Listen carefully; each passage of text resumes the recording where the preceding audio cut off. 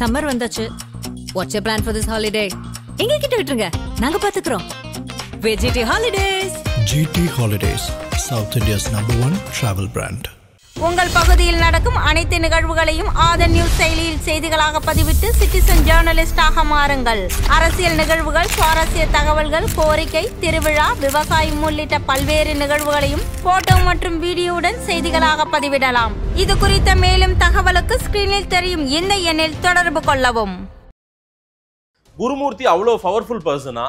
அமித்ஷா ஒரு 1.5 மணி நேரம் உட்காந்து பேசுறாரு. தமிழக அரசியல் குறித்தும் பாஜக தலைவர் நியமனம் குறித்தும் ஏதேனும் பேச்சுவார்த்தை நடந்திருக்குமா என்னங்க? குருமூர்த்தியை பொறுத்தளவில் அவர் பிஜேபியினுடைய ஒரு வெல்விஷர், ஆர்எஸ்எஸ்னுடைய அடித்தளத்திலிருந்து வளர்ந்தவர். அதனால அவரை கன்சல்ட் பண்றதுன்றது அந்த காலத்திலிருந்தே இருக்கு, தோனி காலத்திலிருந்தே இருக்கு. அதனால அவர் தமிழ்நாட்டு தொடர்பான எந்த முடிவை எடுப்பதாக இருந்தாலும் அவரோட கலந்து பேசுவார். அவர் தான் இன்னைக்கு பிஜேபி அரசியல், என்டிஏ அரசியல், தமிழ்நாட்டு அரசியலை தீர்மானிக்கும் சக்தி போல அமித்ஷா இவ்வளவு நேரம் எடுத்து பேசுற மாதிரி தெரியுது. நம்ம குருமூர்த்தியை நாடி போய் ஒரு ஆலோசனை செய்கிறார்ன்ற அந்த விஷயமே அமித்ஷா எவ்வளவு பலகீனமா இருக்காரு, பிஜேபி எவ்வளவு பலகீனமா இருக்குன்றதுக்கான ஒரு அறிகுறியா நான் பார்க்கிறேன். அண்ணாமலையை பொறுப்படுத்திட்ட பிற்பாடு பாஜக கூட்டணியில் இருந்த கட்சிகளையே அவர் ரொம்ப டிஸ்டர்ப் பண்ணி புண்படுத்தி ஓயாம அவங்கள விமர்சனம் பண்ணி அதிமுகவை ஃப்ரஸ்ட்ரேஷன் பண்ணி வெளியேற்றிட்டார். அண்ணாமலை பண்ணதுதான், அண்ணாமலை பண்ண விஷயம். அப்ப இன்னைக்கு அண்ணாமலை அப்படிலாம் பண்ணது மூலமாக ஒரு பவர்ஃபுல் தலைவரா தமிழ்நாட்டு பாஜக பொறுத்தளவில் இந்தியாவுக்கு எப்படி மோடி பிஜேபியினுடைய முகம், அது மாதிரி தமிழ்நாட்டுக்கு அண்ணாமலை தான் பிஜேபியோட முகமா மாறிட்டார். அகில இந்திய பாஜகவுடைய தலைவர் யாரு? நட்டா. அவர் ஏதாவது செய்யறாரா? உண்மையில இந்த கூட்டணி சமாச்சாரத்துக்கு நட்டா வந்திருக்கணுமா, அமித்ஷா வந்திருக்கணும்? நட்டா தான் வந்திருக்கணும். நட்டா தான் வந்திருக்கணும். அவரை சும்மா டம்மியா வச்சுட்டு அமித்ஷா இருக்காருல்ல, அது மாதிரிதான் நயினார் நாகேந்திரன் டம்மியா வச்சுக்கிட்டு அண்ணாமலை தான் பண்ண போறாரு. அண்ணாமலை தான் எல்லாம் பண்ணுறாரு. எங்க எடப்பாடின்றவர் ஜெயலலிதா 8 அடி பாஞ்சா 16 அடி பாய்வார். அவரெல்லாம் நீங்க மிரட்டி பணிய வைக்க முடியாது. நீங்க புரோட்டோகால் நீங்க கொடுங்க, அவர் வர்றதும் வராதும் அவர் தான் முடிவு எடுப்பார். ஓகே. இப்போ அதிமுக அவங்க ஒரு கெத்தா தான் இருக்கிறாங்க. எங்களை நிர்பந்திக்க முடியாது. எடப்பாடி போய் பேசிட்டு வந்திருக்காரு. ஆமா. உடனே நீங்க செங்கோட்டையனை கூப்பிட்டு பேசுறீங்க, என்ன மெசேஜ் கொடுக்க விரும்புறீங்க? அதை விரும்பல எடப்பாடி தரப்பு. எப்படி விரும்புவாங்க? தமிழ்நாட்டில் அமித்ஷாவின் வியூகமோ அதே போல இன்னைக்கு அவரு முன்னெடுத்த அவர் நினைச்சிட்டு வந்த எதுவுமே நடக்காமல் தள்ளி போதா? நீங்க பாட்டாளி மக்கள் கட்சியிலும் இன்னைக்கு 2 விதமான கருத்து. ஆமா, 2 நேத்தே பஞ்சாயத்து. அது அப்ப அப்பாவுக்கும் மகனுக்கும் அந்த கட்சிக்குள்ளேயும் பிஜேபி காரணமாக தான் ஒரு சண்டை வந்திருக்கு. பிஜேபி காரணம் தானா இது? பிஜேபி தான் முழுக்க காரணம். என்ன முடிவு எடுப்பாங்கன்றத ஒரு ராஜதந்திரமாகவே வச்சிருக்காங்க. சரி. ஏன்னா எல்லாரும் பல்வேறு விதமா ப்ரெடிக்ட் பண்றாங்க. அவருடைய அமைதியை பலகீனமாகவும் நினைக்கிறாங்க, பலமாகவும் நினைக்கிறாங்க. ஆனா அவரு என்ன ஸ்ட்ராட்டஜி வச்சிருக்கிறான்றது நமக்கு தெரியாது. ஆனால் இன்னை வரைக்குமா நம்மளுடைய புரிதல் என்னன்னா, பிஜேபியோட சேர விரும்பல. யாரு? எடப்பாடி. சேர்ந்தால் அது கட்சிக்கு பலவீனம். அண்ணாமலை இடத்தில் நயினார் நாகேந்திரன் ஒரு மூத்த பத்திரிகையாளர், நீங்க உங்க பார்வையில சொல்லுங்க, சரியோ தவறோ அண்ணாமலை ஒரு பெரிய தலைவரா அங்க மோடி முகம் எப்படி பிஜேபி இருக்கோ அங்க தமிழ்நாட்டுக்கு அண்ணாமலை முகமா மாறி போச்சு அப்படின்றீங்க. இந்த இடத்தை சரி கட்ட முடியுமா நயினார் நாகேந்திரன் தலைவரானா? முடியாது, கண்டிப்பா முடியாது. அதன் தமிழர்களுக்கு வணக்கம்.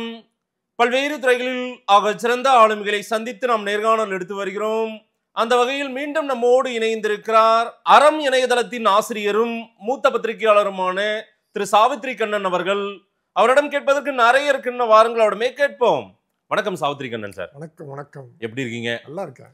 அமித்ஷாவினுடைய தமிழ்நாடு விஜயம் காலையில இருந்தே மிகப்பெரிய பரபரப்பு. அங்கங்க போறதும் வரதுமா தான் நாம எல்லாமே செய்திகளா பார்த்துட்டு இருக்கோம். அவருடைய பிரஸ் மீட்டும் தள்ளி போயிட்டு இருக்குது. நம்மளும் ரொம்ப நேரம் காத்துக்கிட்டு இருந்தோம், இன்னும் தள்ளி போகுது. இந்த பேட்டி ஒளிபரப்புற நேரமாவது அவர் பேசியிருப்பாரான்றதை நம்ம பார்க்கலாம். அப்போ அவர் என்ன பேசியிருக்காருன்றத நடவடிக்கைகளை ஒட்டி நிறைய கேள்விகளை நான் கேட்கணும்னு நினைக்கிறேன். குருமூர்த்தி அவர்களோடு 1.5 மணி நேரம் பேசியிருக்கிறார் திரு அமித்ஷா அவர்கள். இங்கே சில நிர்வாகிகளும் இருந்ததாக சொல்றாங்க, பாஜக நிர்வாகிகள்.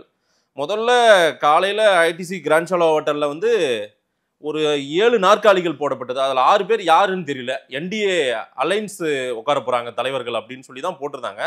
திடீர்னு மாத்திட்டாங்க இப்போ பேனர் எல்லாமே. அமித்ஷா இப்போ ப்ரெஸ் மீட்டு அதில் பார்த்தீங்கன்னா நயனார் நாகேந்திரன் படமெல்லாம் வந்துருச்சு. நம்ம பேசிட்டு இருக்கிற நேரம் பாஜக அலுவலகத்தில் நயனார் நாகேந்திரன், அண்ணாமலை 2 பேருமே இருக்காங்க. இதில் ஒரு கூடுதல் ஒரு முக்கியமான தகவல் என்னன்னா, அவருடைய நாமினேஷனில் அண்ணாமலையே ஃபில் பண்ண போறாராம். அண்ணாமலை ஃபில் பண்ணி நயனார் நாகேந்திரனுக்காக அதை வந்து நாமினேஷன் பண்ண போறதா தகவல் வருகிறது. ஏறக்குறைய ஒருமனதாக தேர்ந்தெடுக்க போறாங்கன்ற மாதிரி ஒரு செய்திகளும் பரவுது. அது பார்ப்போம். முதல்ல நீங்க துக்ளக்லையும் வேலை செஞ்சிருக்கீங்க சோ காலத்தில், அதனால நான் கேட்கணுங்க. குருமூர்த்தி அவ்வளோ பவர்ஃபுல் பர்சனா? அமித்ஷா ஒரு 1.5 மணி நேரம் உட்காந்து பேசுறாரு. தமிழக அரசியல் குறித்தும் பாஜக தலைவர் நியமனம் குறித்தும் ஏதேனும் பேச்சுவார்த்தை நடந்திருக்குமா என்னங்க?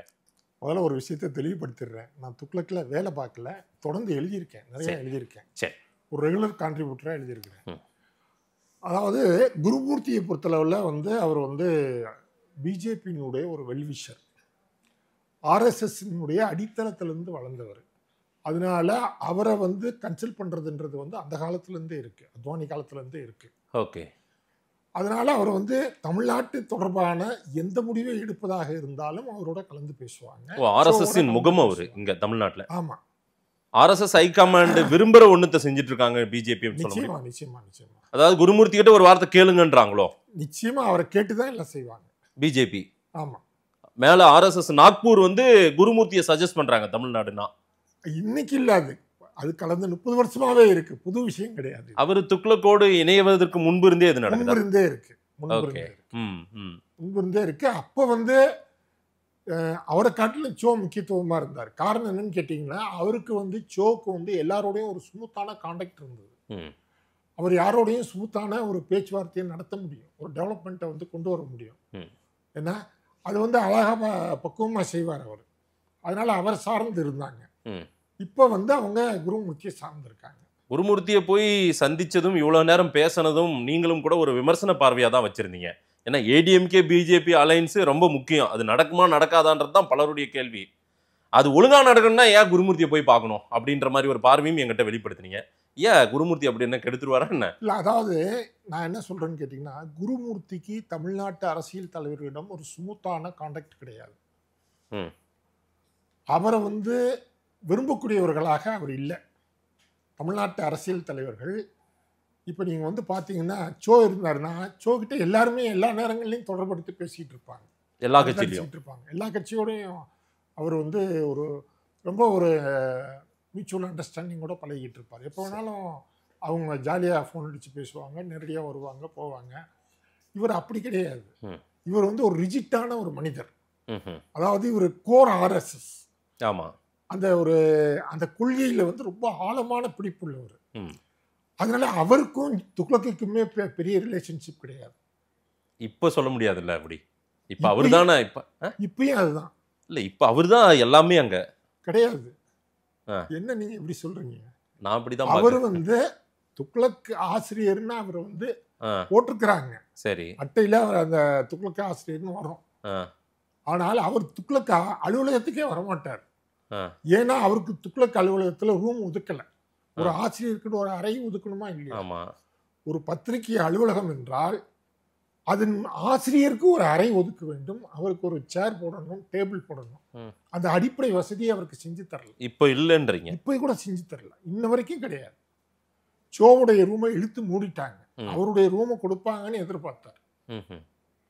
அந்த ரூமையும் கொடுக்கல, மாற்று ரூமையும் அவங்க வந்து ஏற்பாடு பண்ணி கொடுக்கல. இவர் எழுதிட்டு இருக்கும்போதோ அங்க தொடர்புல இருக்கும்போதோ சோ இருக்கும்போதோ இவர் அங்க வருவார்ல, அலுவலகத்துக்கு வருவாரு போவார்ல? எப்பயாவது வருவாரு போவாரு, சோவோட அரட்டடிச்சிட்டு போவாரு, மற்றவங்களோடையும் வந்து பேசிட்டு போவாரு. அதே சமயத்துல அவர் வந்து ஒரு பெரிய க்ளோஸ் ரிலேஷன்ஷிப் வந்து அவருக்கும் துக்ளக்ல வேலை பார்க்குறவங்களுக்கும் கிடையாது. இல்ல, குருமூர்த்தி இப்ப கட்டுரை எழுதுறாருல துக்ளக்ல. குருமூர்த்தி கட்டுரையை தலையங்கத்தை எழுதி அனுப்பிச்சிருவாரு. ஆமா, கேள்வி பதிலாக அவருக்கு அனுப்புவாங்க, எழுதி அனுப்பிச்சிருவாரு. துக்ளக் ஆபீஸ்க்கு வரமாட்டாரு, அவங்களும் அவருக்கு சேரோ ரூமோ கொடுக்கல. சரி, ஆனா அவர் தான் இன்னைக்கு பிஜேபி அரசியல், என்டிஏ அரசியல், தமிழ்நாட்டு அரசியல் தீர்மானிக்கும் சக்தி போல அமித்ஷா இவ்வளவு நேரம் எடுத்து பேசுற மாதிரி தெரியுது. நம்மளால அப்படிதான் ஒரு 45 மினிட்ஸ் பேசியிருக்கிறாங்க.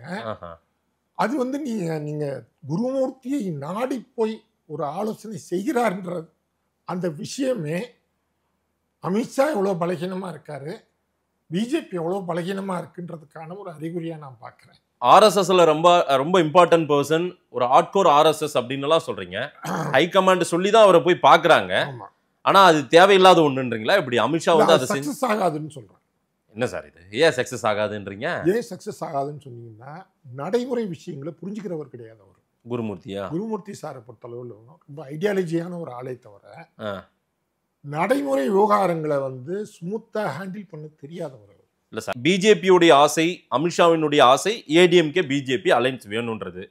அதை அவர் விரும்புவாரா விரும்ப மாட்டாரா? யாரு துக்ளக் குருமூர்த்தி? துக்ளக் குருமூர்த்தி விரும்புவார். சரி. ஆனால் அவரால் அது சாத்தியமில்லைன்றது தான் யதார்த்தம். ஏன்னா அவருக்கும் எடப்பாடிக்கும் குட் ரிலேஷன்ஷிப் கிடையாது. குருமூர்த்தி காரணம், இவர் வந்து ஆடிட்டர் வந்து ஓபிஎஸோட நெருக்கமா இருக்கார். ஓகே. அதனால வந்து எடப்பாடி ஒரு ரெக்கக்னைஸ் பண்ண மாட்டேங்கிறார். சரி. அவரை வந்து நீங்க இவர் தானே அனுப்பிச்சாரு, போய் நீங்க ஆமா தர்மயுத்தம் உட்காருங்கன்னு சொல்லிக்கிட்டாங்க, அவங்களே சொல்லிக்கிட்டாங்க. அப்பவே இவர் வந்து கண்டுபிடிச்சிருப்பாரு இவரோட ஆளு. ஓபிஎஸ் இந்த கட்சிக்குள்ள நமக்கு பிரச்சனை கொடுத்ததுக்கு, குடைச்சல் கொடுத்ததுக்கு காரணமே குருமூர்த்தி தான் அப்படின்னு எடப்பாடி முடிவு பண்ணிட்டாரு. சரி. ஸோ அப்படி இருக்கிற ஒரு எடப்பாடியை குருமூர்த்தி ஆலோசனை சொல்லி நீங்க என்ன பண்ண போறீங்க? சரி. ஓ, இப்ப நல்லா போயினுங்கிற வண்டியில தேவையில்லாம எதுக்கு இந்த எலுமிச்சை பழத்தை வைக்கிறீங்கன்றீங்க? அப்படியா? நிச்சயமா. அதாவது இப்ப நீங்க வந்து, அதாவது ஒரு விஷயத்தை நம்ம அடிப்படையில புரிஞ்சுக்கணும். பிஜேபி இங்க கட்சியை வளர்க்கணும்னு நினைக்கிறாங்க தமிழ்நாட்டில். அது வந்து தப்பு கிடையாது. அவங்க வளர்க்கறதுக்கு அவங்க வந்து என்ன வேணாலும் பண்ணலாம். ஆனால் மற்ற கட்சிகளை நிர்பந்தப்படுத்தி ஒரு கூட்டணி வைத்து தங்களுடைய கட்சியை பலப்படுத்தணும்னு பார்க்குறாங்க. இந்தியா முழுக்க அவங்க அதான் பண்ணுறாங்க. சரியா? அப்படி எந்த கட்சியோடு அவங்க சேர்றாங்களோ அந்த கட்சியை நாளடைவில் பலவீனப்படுத்தி அவங்க பெரிய ஆளாயிருவாங்க. இதுதான் வந்து பீகாரில் நிதிஷ்குமாருக்கு நடந்தது, மகாராஷ்டிராவில் சிவசேனாவுக்கு நடந்தது. இது மாதிரி தான் எல்லா இடங்களையும் நடந்துட்டு இருக்கு. இப்போ தமிழ்நாட்டில் பொதுவாக தமிழர்கள் மத்தியில், தமிழ் ஜனங்கள் மத்தியில் என்ன ஒரு பொது புத்தி அப்படின்னு கேட்டிங்கன்னா, பிஜேபின்றது வந்து தமிழ் மக்களுக்கு நலன்களுக்கு எதிரான ஒரு கட்சி. இந்திய திணிக்கிறாங்க, பார்லிமெண்டேரியன் தொகுதியை குறைக்கிறாங்க, டீலிமிட்டேஷன், என்ன இஸ்லாமியர்களுக்கு விரோதமாக இருக்கிறாங்க. அப்புறமேலு ஜிஎஸ்டியை நிறைய வசூல் பண்ணிட்டு தமிழ்நாட்டுக்கு கொஞ்சமாக காசு கொடுக்குறாங்க, தமிழ்நாட்டு திட்டங்களை நிறைவேற்ற மாட்டேங்கிறாங்க, ஒரு ஆளுநரை போட்டுட்டு அவர் மூலமாக குடைச்சல் கொடுத்துக்கிட்டே இருக்கிறாங்க. இதெல்லாம் வந்து யதார்த்தத்தில் நம்ம புரிஞ்ச விஷயம். அப்போ பிஜேபின்றது வந்து தமிழ்நாட்டு மக்களுக்கு பிடிக்காத ஒரு கட்சியாக இருக்கும்போது அந்த கட்சியோட கூட்டணி சேரக்கூடிய மற்ற கட்சிகளுக்கும் அந்த பாதிப்பு ஏற்படும். ஓகே, இதுதான் அதிமுகவுடைய தயக்கத்தின் காரணம். கூடுதலாக அண்ணாமலையை வந்து பொறுப்படுத்திக்கிட்ட பிற்பாடு பாஜக கூட்டணியில் இருந்த கட்சிகளையே அவர் ரொம்ப டிஸ்டர்ப் பண்ணி புண்படுத்தி ஓயாம அவங்கள வந்து விமர்சனம் பண்ணி அதிமுகவை ஃப்ரஸ்ட்ரேஷன் பண்ணி வெளியேற்றிட்டார். அண்ணாமலை பண்ண விஷயம். அப்போ இன்னைக்கு வந்து அண்ணாமலை அப்படிலாம் பண்ணது மூலமாக ஒரு பவர்ஃபுல் தலைவராக தமிழ்நாட்டு பாஜக பொறுத்தளவில், இந்தியாவை எடுத்துக்கிட்டிங்கன்னா இந்தியாவுக்கு எப்படி வந்து மோடி பிஜேபியினுடைய முகமோ அது மாதிரி தமிழ்நாட்டுக்கு அண்ணாமலை தான் பிஜேபியோட முகமாக மாறிட்டார். ஒரு குறுகிய காலத்தில் இந்த டெவலப்மெண்ட் நடந்துருச்சு. ஓகே, நீங்கள் விரும்பினாலும் விரும்பாட்டி இதுதான் உண்மை. ஆனாலும் இப்போ மாற்ற நிலைமைக்கு போயிடுச்சு. அது மாற்றுன்றதே ஒரு சம்பிரதாயம் தான், மாற்றுறதுன்ற உண்மை கிடையாது. இப்போ அகில இந்திய பாஜகவுடைய தலைவர் யாரு? நட்டா. அவர் ஏதாவது செய்யறாரா? உண்மையில இப்ப இந்த கூட்டணி சமாச்சாரத்துக்கு நட்டா வந்திருக்கணுமா, அமித்ஷா வந்திருக்கணுமா? நட்டா தான் வந்திருக்கணும். அவரை சும்மா டம்மியா வச்சுட்டு அமித்ஷா இருக்காருல்ல, அது மாதிரிதான் நயினார் நாகேந்திரன் டம்மியா வச்சுக்கிட்டு அண்ணாமலை தான் எல்லாம் பண்ணுவார். இப்ப அண்ணாமலை அதிகாரம் இன்னமும் அப்படியே தான் இருக்கும்ன்றீங்க? பவர்ஃபுல்லா அப்படியே தான் இருக்கும். அவருக்கு ஒரு மத்திய அமைச்சர் பதவியோ இல்லை வெளிமாநிலத்துக்கான ஒரு பொறுப்போ கொடுத்து அவரை அனுப்பாட்டி அவர் தமிழ்நாட்டில் வச்சிருந்தீங்கன்னா அவர் தான் எல்லா கட்சியினுடைய முகமா இருப்பார். இல்லை, இப்போ சற்று முன் நாம பார்த்த பேனர்ல இப்போ பேனர் மாற்றப்பட்டிருக்குல்ல, அமித்ஷா பிரஸ் மீட்டுக்காக பேனர் மாற்றப்பட்டிருக்கு. அந்த பேனர்ல பாத்தீங்கன்னா நயனார் நாகேந்திரன் படம் வந்துருச்சு. இது வந்து இந்த மாதிரி பெரிய தேசிய தலைவர்ல இருக்கலாம். பேனர்ல இருக்கு அண்ணாமலை போட்டோ நட்டா பக்கத்துல வந்திருக்குது. அமித்ஷா மோடி இருக்காங்க, நட்டா பக்கத்துல. இது என்ன மெசேஜ் கொடுக்குது இந்த பேனர்? நீங்க என்ன வியூ பண்றீங்க? என்ன மெசேஜ் கொடுக்குதுன்னா, அண்ணாமலையோட பவர் இருக்கு. எப்படி மோடி இருக்காரோ அதே மாதிரி அண்ணாமலையும் தமிழ்நாட்டில் இருப்பாரு. ஓகே. ஏன்னா இந்த இதுன்றது வந்து ஒரு தற்காலிக சமரசம். அதிமுக உள்ளுக்குள்ள இழுக்கிறதுக்கு ஒரு நம்பிக்கை கொடுக்கறதுக்கு சரி நாங்க பாருங்க நாங்க அவரை எடுத்துட்டோம், நீங்க வரலாம் அப்படின்ற ஒரு சிக்னல். ஓகே. இதுல ஓபிஎஸ்ஸின் நிலை தான் என்னன்றது தெரியலையா சார்? இதுல எல்லார் பேரும் அடிப்படுது, எல்லாருமே வருவாங்கன்னு சொல்றாங்க என்டிஏ அலையன்ஸ்ல. என்டிஏ அலையன்ஸ்குள்ள ஓபிஎஸ் இருப்பாரா? ஓபிஎஸ் என்ன கேட்குறாங்க, நேற்றைக்கு கூட கேட்குறாங்க, அது என்ன நீங்கள் ஏதாவது பார்ப்பீங்களா? ஆண்டவனுக்கு தான் வெளிச்சோன்றாரு. என்ன ஆண்டவன் மேலே பாரத போகிறாரு? அமித்ஷாவை பார்ப்பீங்களான்னு கேட்டால் ஆண்டவனுக்கு தான் வெளிச்சோன்றாரு. ஓபிஎஸ் நிலை என்ன ஆகும் சார்? சார் நிச்சயமாக ஓபிஎஸ் வந்து அதிமுக சேர்க்க மாட்டாங்க. எடப்பாடி ஒத்துக்க மாட்டார். தலைகீழாக நின்னாலும் சேர்க்க மாட்டாங்க. ஏன்னா 2 விஷயம். ஒன்று, அவர் வந்து இந்த கட்சிக்கு துரோகம் பண்ணிட்டு பிஜேபிக்கு ஆதரவாக வெளியில போனவர். அவர் உள்ளுக்குள்ள வந்தாலும் பிஜேபியுடைய கையாளா தான் இங்க இருப்பாரே தவிர அதிமுகவுக்கு விசுவாசமா இருக்க மாட்டார். உள்ளுக்குள்ள ஒரு துரோகியை வச்சுக்கிறதுன்றதுக்கு எந்த கட்சியும் விரும்ப மாட்டாங்க. இது வந்து அடிப்படையான விஷயம். 2வதாக அவருக்கு செல்வாக்கு இல்லை, மக்கள் செல்வாக்கு இல்லை. அவர் சமூகத்தை சேர்ந்த உதயகுமார், திண்டுக்கல் சீனிவாசன், செல்லூர் ராஜு எல்லாமே வந்து எடப்பாடி பின்னாடி தான் இருக்காங்க. நீங்க செல்லூர் ராஜு ஒரு பிரஸ் மீட் கொடுத்தாரு, நீங்க பார்த்துருப்பீங்கன்னு நினைக்கிறேன். எங்க எடப்பாடின்றவர் வந்து ஜெயலலிதா 8 அடி பாய்ஞ்சா 16 அடி பாய்வார். அவரெல்லாம் நீங்க வந்து மிரட்டி பணிய வைக்க முடியாது. சரி, ஏன்னா நீங்க புரோட்டோகால் நீங்க கொடுங்க, அவர் வர்றதும் வராதும் அவர் தான் முடிவு எடுப்பார். ஓகே அப்படின்னு அவர் பேசுறாரு, பிரஸ் மீட் வச்சு பேசுறாரு. இப்போ அதிமுக வந்து அவங்க ஒரு கெத்தா தான் இருக்கிறாங்க. எங்களை நிர்பந்திக்க முடியாது. ஏன்னா நீங்க என்ன குடைச்சல் கொடுக்குறீங்க? எடப்பாடி போய் பேசிட்டு வந்திருக்காரு. ஆமா, உடனே நீங்க செங்கோட்டையனை கூப்பிட்டு பேசுறீங்க. என்ன மெசேஜ் கொடுக்க விரும்புறீங்க? அதை விரும்பல எடப்பாடி தரப்பு. எப்படி விரும்புவாங்க சொல்லுங்க? ஏற்கனவே நீங்க ஓபிஎஸ் பிடிங்கிருக்கீங்க. ஏன்னா சசிகலா, டிடிவி தினகரன் எல்லாத்தையும் உங்க பக்கத்துல வச்சிருக்கீங்க.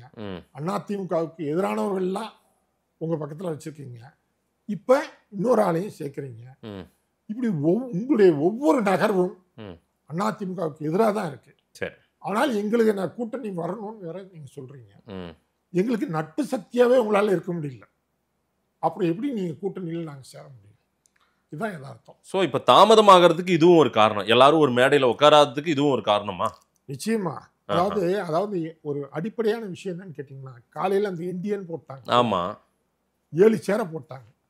7 சேரை போட்டாங்கன்னா அமித்ஷா தவிர்த்து மற்ற 6 பேரும் ஆமா யார் யார் இன்வைட் பண்ணிருக்கோன்னு சொல்ல தெரியுதா உங்களுக்கு? இல்ல, சொல்ல முடிஞ்சதா உங்களுக்கு? முடியல. இதுவே பெரிய பலகீனம் தானே உங்களால. நீங்க யாரை கூப்பிட்டுருக்கீங்களோ அவங்களுடைய கன்சர்ன் கிடைச்சதா உங்களுக்கு? இல்ல இல்ல. அப்படின்னா நீங்க எப்படி நீங்க தைரியமா அப்படி போடுவீங்க? ஓகே, அமித்ஷா வந்த வேலை இன்னும் முடியலையா? அவங்க என்ன நினைக்கிறாங்கன்னா, அதிகாரத்தை வைத்து சாதிக்கலாம். நான் இங்க வரேன், பேச போறேன், கூட வந்து உட்காரு. இல்லை சார், அமித்ஷாவின் தந்திரங்கள் பல மாநிலங்களில் எடுபட்டிருக்கிறது. நீங்கள் வந்து வேற மாதிரி கூட சொல்கிறீங்க. குறுக்கு அரசியல் பண்ணுறாரு, அவர் ஆளை தூக்கிறாங்க, கட்சியை உடைச்சிட்றாங்க, கூடவே அந்த கட்சியை பகிஷ்கரம் பண்ணிக்கிறாங்க, எல்லாமே சொல்கிறீங்க. ரைட்டு. தமிழ்நாட்டில் அமித்ஷாவின் வியூகமோ அதே போல் இன்னைக்கு அவர் முன்னெடுத்த அவர் நினச்சிட்டு வந்த எதுவுமே நடக்காமல் தள்ளி போதா? நிச்சயமா. அதாவது நீங்கள் வந்து பாட்டாளி மக்கள் கட்சியிலும் இன்னைக்கு வந்து 2 விதமான கருத்து இருக்கு. ஆமாம், 2 நேரத்தை பஞ்சாயத்து அது. ஆமாம். அப்போ அப்பாவுக்கும் மகனுக்கும் அந்த கட்சிக்குள்ளேயும் பிஜேபி காரணமாக தான் ஒரு சண்டை வந்திருக்கு. பிஜேபி காரணம் தானே இது? பிஜேபி தான் முழுக்க காரணம். அதாவது அன்புமணி பிஜேபி கூட இருக்கணும்ன்றாரு. சரி. ராமதாஸ் அதிமுக கூட இருக்கணும்ன்றாரு. அதிமுகவே இப்ப பிஜேபி கூட வரப்போறதுன்றது தானே செய்தியா இருக்கு. அப்புறமேல் பாத்துக்கலாம். அதிமுக பிஜேபியோட போனா நம்ம போய் அதான் ஆகணும். அப்ப 2 பேருமே ஒரே புள்ளியில வந்து தான் நின்று ஆகணும். வேற வழி கிடையாது. அந்த சூழலை வேற வழி இல்லாம ஏத்துக்கலாம். இன்னும் முடிவாகவில்லை அப்ப கூட்டணி? நிச்சயமா முடிவாகல. பிரஸ் மீட்ல வேற என்ன பேச போறாரு அமித்ஷான்னு தெரியல. அதுவும் தெரியல. அதுவும் தள்ளி வேற போய். ரெண்டாவதாக பிரஸ் மீட்டை சந்திக்கிற அளவுக்கு இப்ப அவருக்கு மனநிலை இருக்குமான்றது எனக்கு தெரியல. ஓ. ஆனா பிரஸ் மீட்ல சந்திச்சா பத்திரிகையாளர்கள் கேட்கின்ற கேள்விக்கு அவரால் பதில் சொல்ல முடியாது. நீங்க எடப்பாடியோட கன்சர்னை கேட்டு இது பண்ணீங்களா, இல்ல நான் பண்றேன் நீ வந்து உட்காரணும் அப்படின்ற துணில நீங்க பண்ணீங்களான்னு கேள்வி கேட்டா அவரால் என்ன பதில் சொல்ல? ஸோ ரிப்போர்ட்டர்ஸ் என்ன கேள்வி கேட்குறாங்கன்றதை நம்ம பொறுத்திருந்து பார்க்கலாம். இன்னொரு விஷயம், அமித்ஷாவின் திட்டம் தமிழ்நாட்டில் 2026 என்டிஏ கூட்டணி ஆட்சின்றாரு. இது சாத்தியப்படுமா? அதற்கான முயற்சிகள் எடுக்கிறாரு. என்ன நடக்க போகுது? அதாவது சார், அதாவது பிஜேபி ஒரு கூட்டணியை ஃபார்ம் பண்ணா அதிகார நிர்பந்தம் தராவிட்டால் யாரும் பிஜேபிக்கு போக மாட்டாங்க. ம். சரி. அதிகாரம் அழுத்தம் தந்து மட்டும்தான் அவங்களால வந்து ஒரு கூட்டணியை ஃபார்ம் பண்ண முடியும். ம். அப்படி ஃபார்ம் பண்ணாலே அந்த கூட்டணிக்குள்ள ஒரு ஸ்மூத்தான இதுவும் நடக்காது, ஜெல் ஆகாது. ஜெல் ஆகாது. ம். அதிமுக தொண்டர்கள் பிஜேபிக்கு ஒர்க் பண்ண மாட்டாங்க. சரி. ஏன்னா நிர்பந்தப்படுத்தி சேர்த்தீங்கன்னா அதான் நடக்கும். ம். இதனால தான் அடிமட்ட தொண்டன்ல இருந்து யாரும் விரும்பாத ஒரு கூட்டணியை ம். உடனடியாக முடிவு பண்ண வேண்டாம். ம். கடைசி வரைக்கும் டேக்கா காட்டிக்கிட்டே போகலாம். ம். ஏன்னா ம். இப்போ நம்ம அவங்களோட போகலன்றதுனால ஒரு ரைடு நடத்தினா அவங்களுக்கு தான் கெட்ட பேர். ம். நிர்பந்தப்படுத்துறாங்க, பழி வாங்குறாங்க, சிம்பத்தி கிரியேட் ஆயிடும். சிம்பத்தி கிரியேட் ஆகும். தேர்தலுக்கு இன்னும் 1 வருஷம் கூட இல்லை. இந்த நேரத்தில் நம்ம மேலே எது பண்ணாலும் கை வச்சாலும் அது பிஜேபிக்கு பாதகமாற்ற முடியும். சரி. ம். அதனால எடப்பாடி வந்து முடிந்தவரை போராடி பார்க்கலான்னு தான் இருக்கிறார். ஆனால் இவங்க வந்து சாதாரண குடைச்சல் கிடையாது. அன்புமணி, தங்கமணி இவங்க எல்லாரையுமே தூக்கிட்டாங்க ஆல்மோஸ்ட். என்ன சார், அன்புமணி, பாமக, தங்கமணி எல்லாம் மணி. நான் வந்து வேலுமணி, தங்கமணி 2 பேரும் ஓகே தூக்கிட்டாங்க. Okay okay. 2 பேரையுமே வந்து பிஜேபி இல்ல ஏறக்குறைய அன்புமணியை நீங்க சொல்லலாம். அவருமே பிஜேபி கூட்டணி தான் வேணும்ன்றாரு. கரெக்ட், அவருமே அதான் வேணும்ன்றாரு. அதான் வேணும்ன்றாரு. ஆமா, இந்த முறை டென்யூர் வேற முடியுது இல்ல, அவரோட எம்பி இது வேற முடியுது. நீங்க அதிமுக எடுத்துக்கிட்டீங்கன்னா ம். பிஜேபியோட கூட்டணி வேண்டான்னு சொல்றோம். உங்க குரல் வந்து வெளியில வராம உள்ளுக்குள்ள அமுங்கி கிடக்கு, கொந்தளிப்பா கிடக்கு. ம். ம். சரிங்களா? கேபி முனுசாமி, ஜெயக்குமார் மாதிரியான ஒரு சில பேர் பேசுறாங்க. ஆமா, ஜெயக்குமார் பிரஸ் மீட் சமீப நாட்கள்ல ஒண்ணுமே இல்ல, பெருசா ஒண்ணுமே இல்ல. இல்ல. ஏன்னா அவர் ஃப்ரஸ்ட்ரேஷன் ஆகி ஒருவேளை எடப்பாடி அந்த முடிவு எடுத்துட்டா அதை எப்படி ஜீரணிக்கிறது, எப்படி எதிர்கொள்வதுன்ற தயக்கத்தில் இருக்கார். ம்ஹும். சரிங்களா? ம். இந்த சூழல்ல என்ன ம். இன்னைக்கு என்ன புரிஞ்சிருப்பாரு, அமித்ஷா என்ன புரிஞ்சிருப்பாருன்னா, ம். எல்லாமே அதிகாரத்து மூலமா சாதிக்கணும்னு நினைச்சா அது வந்து சாத்தியம் இல்லை. ம். ஏன்னா நாம வந்து நம்ம கட்சியை வளர்க்கணும், சரி. மற்றவர்கள் நம்மை விரும்பி வந்து உறவு கொள்ளணுமே தவிர ம். நாம வந்து ஒருத்தங்களை வந்து நெருக்கடி கொடுத்து இணைக்க முடியாது. ம். இந்த அடிப்படை புரிதல் அவருக்கு கிடைச்சிருக்கணும்னு நினைக்கிறேன். இன்னும் கிடைச்சிருக்கும். கண்டிப்பா கிடைச்சிருக்கும். ஏன்னா காலையில 12 மணிக்கு நம்ம மதிய வாக்குல பிரஸ் மீட் நடக்க வேண்டியது தள்ளி போகுது. அதுவே அவருக்கு ஒரு பெரிய அப்செட்டாக தான் இருக்கும். காலையில் தமிழிசை வீட்டுக்கு போகிறாரு, குருமூர்த்தி வீட்டுக்கு போகிறாரு, நேரம் கடந்துட்டே இருக்கு. காலையிலேருந்தே நம்ம பத்திரிகையாளர்கள் அங்கேயே காத்திருக்காங்க. இப்போவுமே 3 மணின்னு சொல்லியிருக்காங்க. 3 மணிக்கு நடக்குமான்றது நம்ம இந்த பேட்டி ஒளிபரப்பான பின்பு நமக்கு தெரியும், அது பார்ப்போம். சசிகலாவுடைய ரோல் என்ன சார் இதில்? ஒன்றுமே தெரியவே இல்லையா சார்? இல்லை, சசிகலாவுக்குன்னு தனிப்பட்ட செல்வாக்கு எதுவும் கிடையாது. சரி, ஓபிஎஸ் மாதிரியே சொல்கிறீங்களே. நிச்சயமா அந்த அம்மாக்கும் எந்த செல்வாக்கும் கிடையாது. ஆஹா. அப்படி செல்வாக்கு இருந்திருந்தா அவங்க தினகரனை வந்து தட்டி எனக்கு கீழே உட்கார்றான்னு சொல்லியிருப்பாங்கல்ல. தினகரன் ரோலாவது இருக்குன்றீங்க? தினகரனுக்கு ரோல் இருக்கு, கட்சி நடத்துறாரு. தினகரனுக்கு கூட்டம் இருக்கு. ஓ, தனியா நின்று ஒரு கவுன்சிலர் கூட ஜெயிக்க மாட்டாங்க அவங்க. புரியுதுங்களா? அவங்க ஒரு லெட்டர் பேட் கட்சி தான். சரி. அதிமுகன்றத வந்து சேதாரம் இல்லாம தான் இருக்கு, ஏறத்தாழ சேதாரம் இல்லாம தான் இருக்கு. யாரு? எடப்பாடி கிட்ட. எடப்பாடி கிட்ட இருக்கு. சரி. நான் அவர் அரவணைச்சு போயிட்டு இருக்காரு. யாரையும் எடுத்தேன் கவிழ்த்தேன்ட்டு போகல, அவர் அரவணைச்சுக்கிட்டு தான் இருக்காரு. சரி. அப்ப அது வந்து ஒரு ஸ்ட்ராங்கா இருக்கு. ம். என்ன முடிவு எடுப்பாங்கன்றத வந்து ஒரு ராஜதந்திரமாவே வச்சிருக்காங்க. சரி. ஏன்னா எல்லாரும் பல்வேறு விதமா ப்ரெடிக்ட் பண்றாங்க. அவருடைய அமைதியை பலகீனமாகவும் நினைக்கிறாங்க, பலமாகவும் நினைக்கிறாங்க. ஆனால் அவர் என்ன ஸ்ட்ராட்டஜி வச்சிருக்கிறான்றது நமக்கு தெரியாது. ஆனால் இன்னை வரைக்குமா நம்மளுடைய புரிதல் என்னன்னா, பிஜேபியோட சேர விரும்பல. யாரு? எடப்பாடி. எடப்பாடி சேர்ந்தால் அது கட்சிக்கு பலவீனம். இயன்ற வரை தடுக்கணும். மீறி சேர்ந்தா திமுக பலப்பட்டு விடும். ஓகே. திமுகவை பலப்படுவதற்கு தான் அது உதவும். ஏன்னா பிஜேபியினுடைய ஒட்டுமொத்த எதிர்ப்பும் திமுக அறுவடை பண்ணிடும். சரி, புரியுதுங்களா? பிஜேபி எதிர்ப்பதற்கு ஒரே சக்தி, பவர்ஃபுல்லான சக்தி திமுகன்ற ஒரு அடையாளத்தை அமித்ஷா ஏற்படுத்தி கொடுத்துருவார். என்ன அப்ப அதை வந்து தேவையில்லாதது. ஸோ காலம் தாழ்த்தி தான் இது எதேனும் ஒரு முடிவுக்கு வரும்ன்றீங்க நீங்க? இல்லை இல்லை, காலம் தாழ்த்தினாலும் கூட இது கடுமையான ஒரு நெருக்கடி கொடுத்தா மட்டும்தான் அதிமுக வர்றதுக்கு வாய்ப்பு இருக்கு. வெயிட் பண்ணி பார்ப்போம். நாமளும் மிக கடுமையான ஒரு நெருக்கடி கொடுத்தாலும் அதை தாக்கு பிடிக்கிற அளவுக்கு சில வியூகங்கள் அவங்களும் வச்சிருக்காங்க. யார்? எடப்பாடி தரப்பும் வச்சிருக்குது. எடப்பாடி தரப்பும் வச்சிருக்காங்க. இதுல ஓபிஎஸ் ரோல் காலின்றீங்களா? அவ்வளவுதானா? ஓபிஎஸ் ரோல் காலி, சசிகலா டிடிவி தினகரன் எல்லாருமே காலி. ஆ, அதிமுகன்ற கட்சி இருக்கு, ம், சேதாரம் இல்லாமல் இருக்கு. சரி, என்ன ம், நீங்க அந்த கட்சியினுடைய பலம்ன்றது ம், என்ன அது மூடி மறைந்து இருக்கு. ஓகே, என்ன அதாவது ஒரு சாம்பலுக்கு அடியில் இருக்கக்கூடிய நெருப்பு மாதிரி கிடக்கு. ம்.